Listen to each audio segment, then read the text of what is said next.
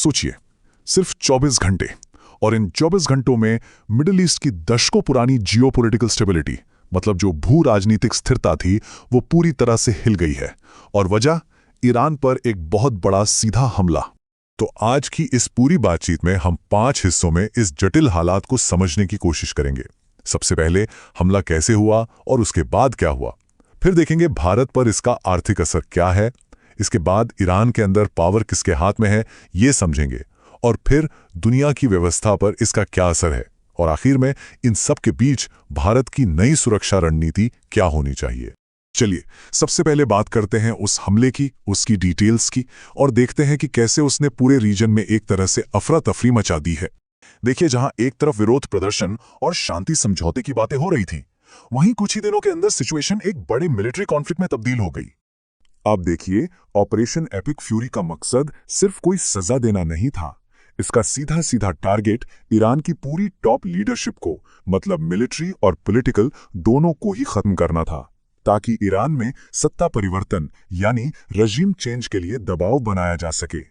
यह हमला कितना सटीक था, इसका अंदाजा इस लिस्ट से लगाया जा सकता है। ईरान का लगभग पूरा टॉप ब्रास इसमें मारा गया। माना जा रहा है कि इतना सटीक हमला बिना किसी जबरदस्त ग्राउंड इंटेलिजेंस के मुमकिन नहीं था, और इशारा मोसाद की तरफ जा रहा है। चलिए, अब आगे बढ़ते हैं और देखते हैं कि इस टकराव का भारत पर क्या असर पड़ रहा है। क्यों ये नई दिल्ली के लिए एक बुरे सपने की तरह है।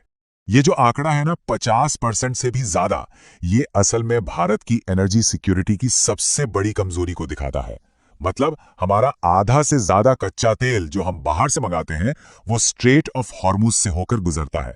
अब ये जो स्ट्रेट ऑफ हॉर्मुज है, ये एक बहुत ही तंग समुद्री रास्ता है, जिसे मैरीटाइम चोक पॉइंट कहते हैं। और सबसे बड़ी चिंता की बात यह है कि अब यह सीधा कॉन्फ्लिक्ट जोन के बीच में आ गया है। और अगर इसे हम रोज के हिसाब से देखें, तो भारत खाड़ी के देशों से हर दिन करीब 2.6 मिलियन यानी 26 लाख बैरल तेल इंपोर्ट करता है। ये बहुत बड़ी मात्रा है, और अब इस पूरी सप्लाई लाइन पर सीधा खतरा मंडरा रहा है। और ये सिर्फ भारत के लिए ही एक प्रॉब्लम नहीं है।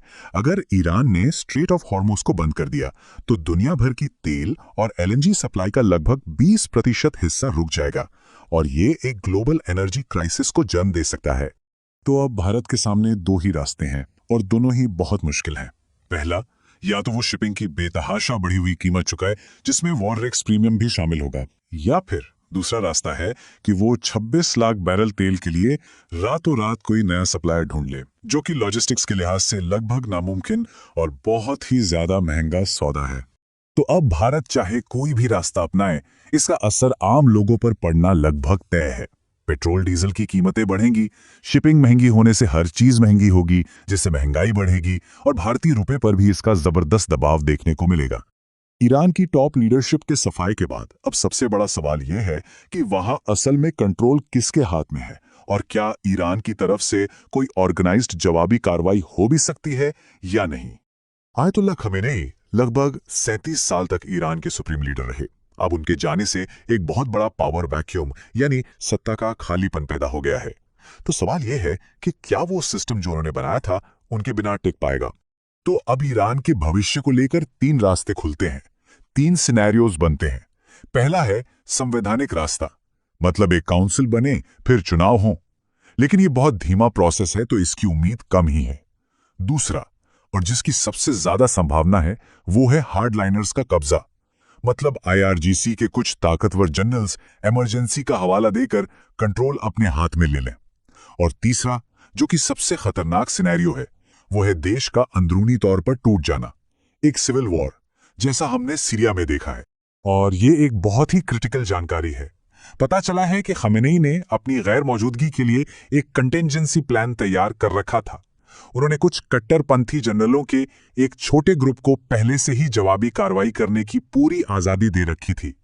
इसका मतलब भले ही सेंट्रल गवर्नमेंट कमजोर पड़ जाए, जवाबी हमले जारी रह सकते हैं।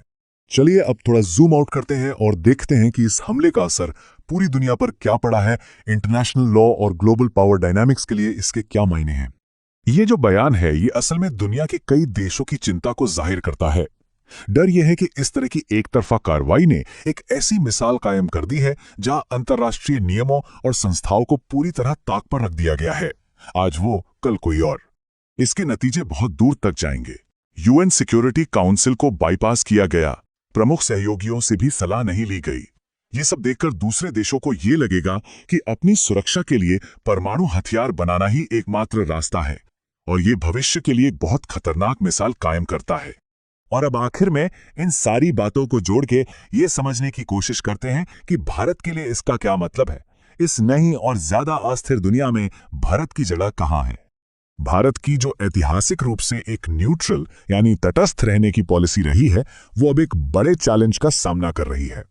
खासकर इसलिए कि हमले से ठीक 2 दिन पहले ही भारतीय प्रधानमंत्री इजराइल के दौरे पर थे। अब ये चाहे महज एक इत्तेफाक हो, लेकिन इसने भारत को एक बहुत ही नाजुक डिप्लोमेटिक सिचुएशन में डाल दिया है। तो आखिर में ये एक बहुत बड़ा और गंभीर सवाल खड़ा होता है। एक ऐसी दुनिया में जहां कोई भी देश एक तरफा एक्शन लेकर किसी भी रीजनल पावर को रातों रात गिरा सकता है, वहां भारत अपने हितों को, अपनी संप्रभुता को कैसे बचाएगा? यही वो सबसे बड़ी चुनौती है जो अब हमारे पॉलिसी मेकर्स के सामने है। अब उन्हें अपने अलायंस, अपनी डिफेंस कैपेबिलिटीज और अपनी स्ट्रेटेजिक ऑटोनॉमी, इन सब पर नए सिरे से सोचना ही होगा।